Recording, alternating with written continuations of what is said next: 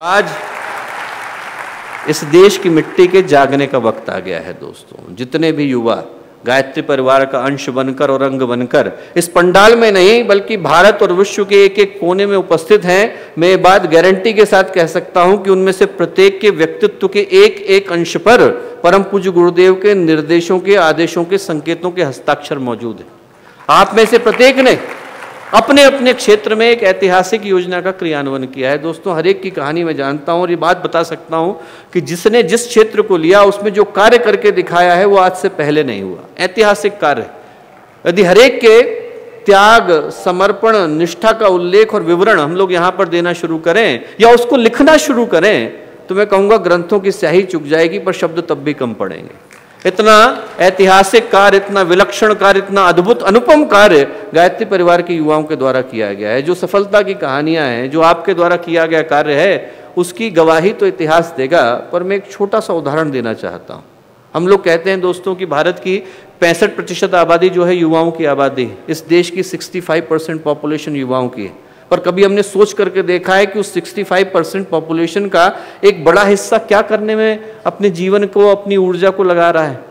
52% उस 65% का अपने जीवन को व्यसनों में लगाता हुआ दिखाई पड़ता है। सिगरेट है, शराब है, बीड़ी है, बाकी की चीजें, हशीश है, इन सारी चीजों में उनके जीवन की ऊर्जा जा रही है। और ऐसा नहीं कि जो व्यक्ति व्यसन करता है वो मात्र अपने जीवन को नष्ट करता है, वो पूरे राष्ट्र के जीवन को नष्ट करता है। उसका शरीर गया, उसका मन गया, फिर उसको अपने व्यसन को इंटैक्ट रखने के लिए पैसे चाहिए, घर से पैसे चुराएगा, संबंध जाएंगे, परिवार नष्ट होएगा और वो व्यक्ति राष्ट्र के किसी उपयोग का नहीं रह गया। जिसको व्यसन है वो व्यक्ति फिर राष्ट्र का कोई जिम्मेवार नागरिक नहीं बन सकता है। पूरी उसकी ऊर्जा व्यसन में चली गई। 52% लोग ऐसे हैं। और मैं उन एडिक्शंस की तो बात ही नहीं करता जो अभी तक सरकार की लिस्ट में नहीं आ पाए। इंटरनेट है, व्हाट्सएप है, फेसबुक है, पोर्नोग्राफी, इन सारे के जो एडिक्शन है वो तो लोग गिनते भी नहीं है। 52% एडिक्शन तो वो हैं जिनको हम लोग सिगरेट, शराब, बीड़ी, तंबाकू इनमें गिनते हैं। तो ये कल्पना करके देखो आप कि यदि भारत की 52% पॉपुलेशन सिर्फ व्यसनों में जा रही है तो इसका मतलब है कि जो बाकी के 48% बच गए वो सिर्फ और सिर्फ गायत्री परिवार के युवा हैं। इसके अलावा कोई है नहीं, क्योंकि बाकी तो यही कर रहे हैं।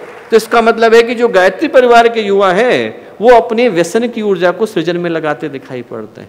एक बड़ा वर्ग जहां अपने जीवन की ऊर्जा को व्यसनों में लगा रहा है, वहीं गायत्री परिवार के युवा दोस्तों अपने जीवन की ऊर्जा को, अपने यौवन की ऊर्जा को सृजन में लगाते दिखाई पड़ते हैं।